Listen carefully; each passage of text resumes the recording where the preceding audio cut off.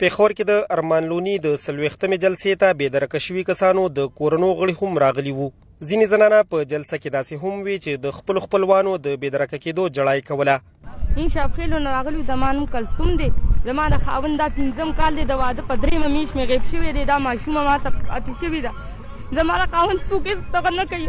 ولس والا نیولې غفار محمد علي ریاض دي نیولې او دي د تاڼې رغیب کړی دی. څه ګناه مونږ کړې ده. اخر موږ څه ګناه کړې ده. موږ ته خبرې کوه. داړه بیماره ماشومه ده. دړه اپریشن والا مې زما هېڅ وس نشته چې زه دې له څه وکړم. زما دې ته خواست دی چې زما دا خاوند ناپرېږدئ. د ډېری شب قدر تورسرې عجب بیبي جلسې ته راغلې وه.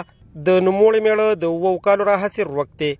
دا وایي که میړه یې څه جرم کړی وي نو دوی دې پرې خبر کړی شي. واړه واړه بچیم دي چې څوک راته څه وایي هغه ځای له منډې و. دې جلسو کې مې ساخلو چې هر طرف ته ځو او راځو. موږ وایي که چېرته زموږ الله پاک د خاوند را پیدا کړي.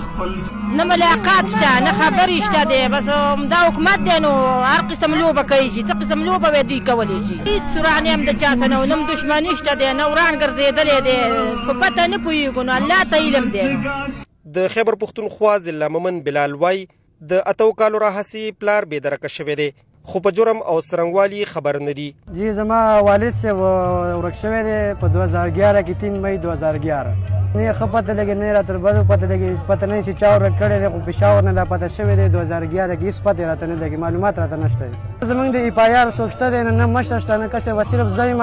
زه نه ایپایار کولی شم نه ښه نه بد. اوس را یو 2 کاله وشول چې بس پسې ګرځم راګرځم. هېڅ پته راته نه لګي. حکومت نه زما دا درخواست دی چې که څه غلطي کړي یا د 8 کاله سزا ولا بس نور خپل کور ته راپرېږدي. د 8 کاله یو شو دا سزا ولا ډېره ده. نور کور کې د خلک ناسي بچي دي هر څه دي. بس د پښتون ژغورنې غورځنګ په هر جلسه کې د بېدرکه شوي کسانو نومونه لیکل کېږي.